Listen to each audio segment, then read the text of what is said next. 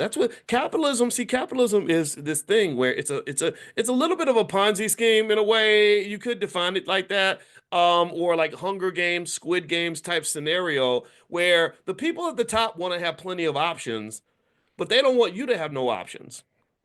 That's why wealthy people worked so hard in the 1970s to dismantle labor unions because they want to have options. They want to be able to pick this employee or that employee or that employee. What they don't want is for the employees to either have options in terms of places they can go or some sort of structure where they're unified and the employer has no option other than to negotiate with them. They want to lock them in where they're like, we don't want you to have options. So that's the power game. That's how the power game kind of gets played.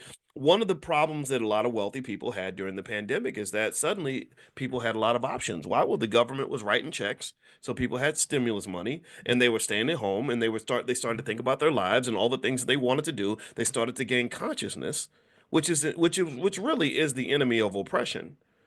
The oppressor does not want the oppressed to have consciousness. So they started to have consciousness, which is sometimes can just come from sitting around and thinking. You ever see a guy that goes to jail and he loses his freedom and he's just sitting there thinking for like 5 years and thinking about his life? And sometimes they come out super wise. You ever talk to like a smart guy that went to jail for 3 or 4 years and notice that when he comes out, in many cases, if he used his time wisely, he's smarter than most people? Right? Anybody ever know Malcolm X is one great example. Thank you, Calvin. See, Calvin always does that. You need to stop that.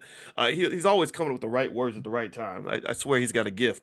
But literally, so they come out and they have a consciousness that exceeds most people. They're like, oh, well, did you know that the Dalai Lama once said that the key to quantum mechanics is, well, like, and you're like, wait a minute, Wall Street Trapper, Big Trap, that's my buddy. I love Trap, right? So there's so many people that will use that time to gain their consciousness and then they elevate and then they're suddenly able to see the world a certain way.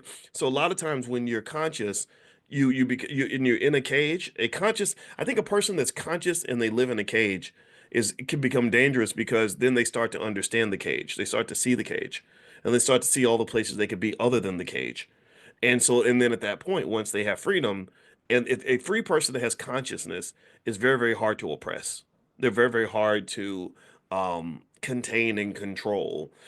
Like if you think about, pimps, and the way pimps will control a prostitute, they don't want her to be conscious. They don't want her to have high self-esteem and education and knowledge of all the places she could be.